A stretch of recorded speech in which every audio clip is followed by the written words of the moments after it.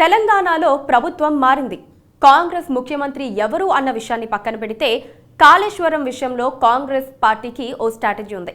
ఆ ప్రాజెక్టు పూర్తిగా నిరర్ధకం అని, 1,00,000 కోట్ల స్కామ్ కోసం చేపట్టిన ప్రాజెక్ట్ అని ఎన్నికల ప్రచారంలో చెప్పారు.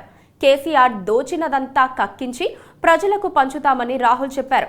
అయితే ఖచ్చితంగా ఎన్నికల ప్రక్రియ ప్రారంభమైనప్పుడే కాళేశ్వరంలో అతి కీలకమైన మేడిగడ్డ బ్యారేజ్ కుంగిపోయింది. అది పనికిరాదని కేంద్రం నివేదిక ఇచ్చింది.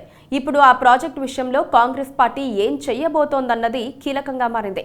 తమ పార్టీ విధానం ప్రకారం బాగు చేయటం కూడా దండగని వదిలేస్తారా, బాగు చేయించి మళ్లీ వాడకంలోకి తెస్తారా అన్నది 1,00,000 కోట్ల ప్రశ్నగా మారింది.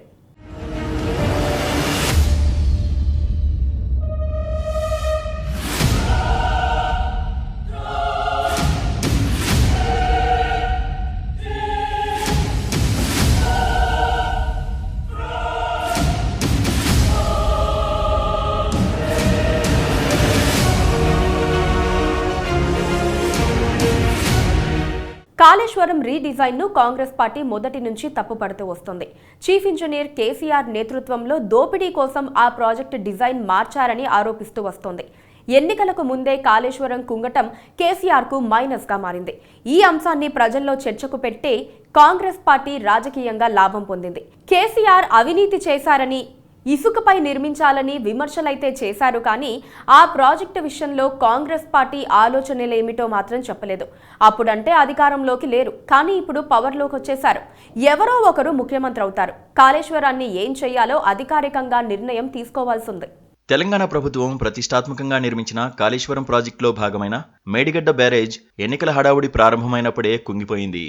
పిల్లర్లకు ఏర్పడిన పగుళ్లపై నేషనల్ డ్యామ్ సేఫ్టీ అధికారులు పరిశీలన జరిపి ప్రాజెక్టు డిజైన్లు, నాణ్యత ప్రమాణాలు, మెయింటెనెన్స్ లోపాల వల్లే నష్టం వాటిల్లిందంటూ నివేదిక సమర్పించారు. పిల్లర్లు కుంగిపోవడం వెనుక ఉన్న కారణాలను కూడా వివరించింది. పూర్తి స్థాయిలో పగుళ్లు ఏర్పడిన వరకు తొలగించి మళ్లీ నిర్మించే వరకు నీళ్లు నిల్వ చేయరాదని స్పష్టం చేసింది. మేడిగడ్డ ప్రాజెక్టు కట్టింది L&T సంస్థ.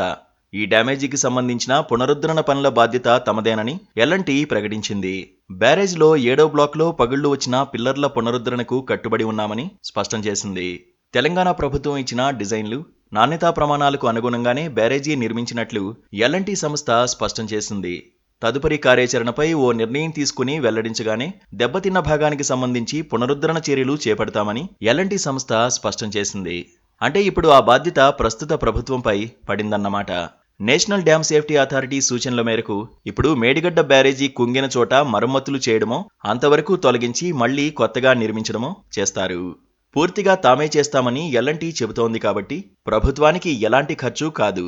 కానీ కాళేశ్వరం విషయంలో కాంగ్రెస్ పార్టీకి భిన్నమైన ఆలోచనలు ఉన్నాయి. ఈ ప్రాజెక్టు కోసం ఇప్పటికే 1,00,000 కోట్లకు పైగా ఖర్చు చేశారు. కానీ ఫలితాలు మాత్రం ఆ స్థాయిలో లేవని కాంగ్రెస్ అనుమానం. అంతేకాదు ప్రతి దశలోనూ పెద్ద ఎత్తున అవినీతి జరిగిందని, 1,000 కోట్లు దారిమళ్లాయని ఆరోపిస్తోంది. ఈ ఆరోపణలపై అధికారంలోకి రాగానే ఖచ్చితంగా చర్యలు తీసుకోవాల్సిందే. ఎన్నికల హామీల్లోనూ ఈ అంశాన్ని ప్రత్యేకంగా ప్రస్తావించారు. అంటే కాళేశ్వరం ప్రాజెక్టు లోతుల్లోంచి వ్యవహారాలను బయటకు తీస్తారు. అందులో సందేహం ఉండదు.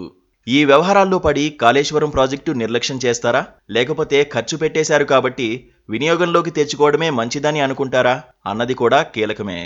కాళేశ్వరంకు పెట్టిన పెట్టుబడి, నీళ్లు ఎత్తిపోయడానికయ్యే కరెంటు ఖర్చు అన్నీ కలుపుకుని ఎకరానికి 6 లక్షల ఉత్పాదక ఖర్చు అవుతుందన్న అంచనాలు ఉన్నాయి. ఇందులో అత్యధికం ప్రభుత్వంపై పడే భారం. ఆ మేర రైతులకు లాభం కలిగితే ప్రభుత్వం ఖర్చు పెట్టినా సార్థకత ఉంటుంది. కానీ 10 రూపాయలు ఖర్చు పెట్టి రూపాయి ఉత్పాదకత తీసుకువస్తే అది వృధా అవుతుంది.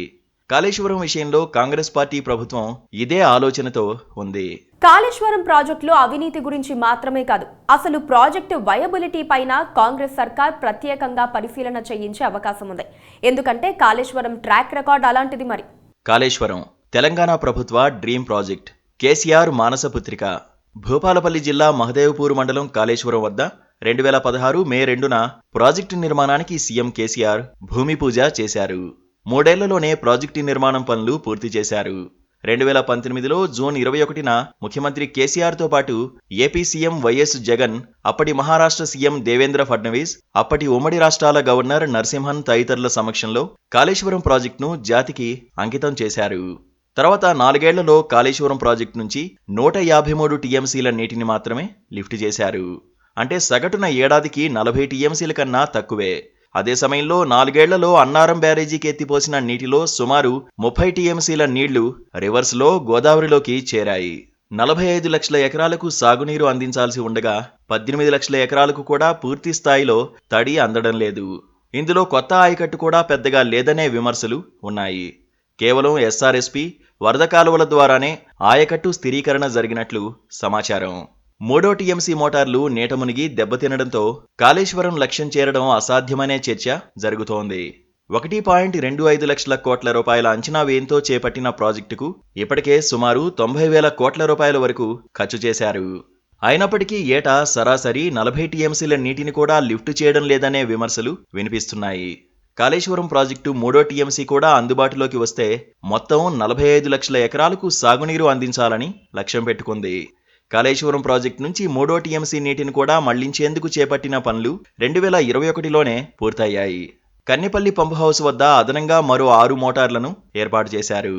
దీంతో మొత్తం 17 మోటార్లతో రోజుకు 3 టీఎంసీల నీటిని ఎత్తిపోసే సామర్థ్యం లభించింది. అయితే గతేడాది జూలై 14న గోదావరిలో వచ్చిన భారీ వరదలకు కన్నెపల్లి పంప్ హౌస్ నీట మునిగింది. ఈ ఘటనలో 17 మోటార్లు నీట మునిగిపోగా 3వ టీఎంసీ కోసం ఏర్పాటు చేసిన 4 మోటార్లు పూర్తిగా దెబ్బతిన్నాయి. ఇప్పటికీ అవి ఎంతమేర ఉపయోగపడతాయో క్లారిటీ లేదు. కాళేశ్వరం విషయంలో బీఆర్ఎస్ ప్రభుత్వం మొదటి నుంచి ఓ రకమైన రహస్యాన్ని పాటిస్తోంది. పూర్తి విషయాలు వెల్లడి కావడం లేదు. అంచనాల గురించి, అప్పుల గురించి, కాంట్రాక్టర్ల గురించి బయటకు తెలిసింది తక్కువే. కాంగ్రెస్ ప్రభుత్వం బాధ్యతలు చేపడితే మొత్తం వెలుగులోకి వస్తాయి. అప్పుడు కాంగ్రెస్ సర్కార్ ఏం చేయాలనేది నిర్ణయం తీసుకుంటుంది.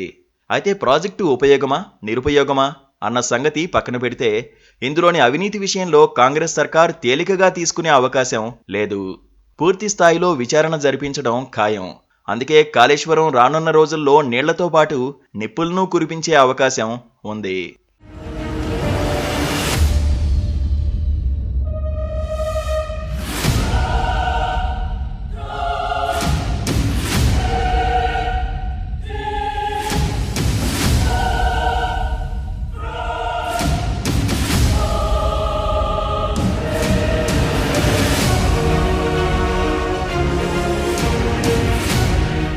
కాళేశ్వరం తెలంగాణ ప్రజల ఆర్థిక స్థితిగతుల్ని మార్చాల్సిన ప్రాజెక్ట్. కాంగ్రెస్ ప్రభుత్వ రాగద్వేషాలకు అతీతంగా ప్రజా శ్రేయస్సు కొరకే నిర్ణయం తీసుకుంటుందని ఆశిద్దాం.